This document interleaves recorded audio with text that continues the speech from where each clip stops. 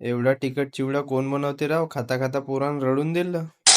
नमस्कार मित्रांनो, तर स्वागत आहे तुमचं माझ्या नवीन व्हिडिओमध्ये. आम्हाला चिवडा पार्टी करायला जायचं होतं म्हणून अनिशच्या घरी आम्ही पूर्ण जण गोळा झालो. एक दोन जण यायचे होते. आम्ही तलावात पोहोचलो होतो. मग तिथं वाट बघत बसलो त्यांची. मग सगळे मुलं आले, एका मागे एक निघलो. मग आम्ही माझ्या वावराकडे. ज्या रस्त्याने जायचं होतं तो रस्ताच बंद होता. मग गाडी पलटवून घेतली, दुसऱ्या रस्त्याने झालो. मग आम्ही जिथं जायचं होतो तिथं पोहोचलो. तर आता इथं पोहोचल्यानंतर म्हणलं हे कापकूप कोण करणार, कारण कांदा मिरची हे ते सगळं कापायचं होतं. तर प्रज्वल म्हणे मी कापतो, कारण प्रज्वलला एक्सपिरियन्स होता. प्रज्वल 2 वर्ष गावाबाहेर राहिला होता. मग त्यालाच कापायला लावलं. त्याला म्हणलं की आता तूच चिवडा बनव, मग कापते तर. तो म्हणाला ठीक आहे. बघ तो बनवायला लागला, पण तिखट मिरची एवढे टाकले की हे लाल लाल झाला पुरा मसालाच. मग याच्यामध्ये मुरले इथे टाकल्यावर कसा लागते का लागते देव जाणे. बनवला तर सही त्यानं एवढा तिखट बनवला की ह्या पोराच्या डोळ्यातून पाणीच निघायला लागलं. त्याच्या डोळ्यातून पाणी निघलं असेल, पण आम्ही फुकटची गोष्ट सोडत नाही म्हणून तेवढा चिवडा खाऊन घेतला. चिवडा खाऊन झाल्यानंतर मग काही अशाच गोष्टी करत बसलो. गोष्टी तर एवढ्याल्या मोठ्याल्या ऐकता का तुम्ही? घ्या ऐकून मग.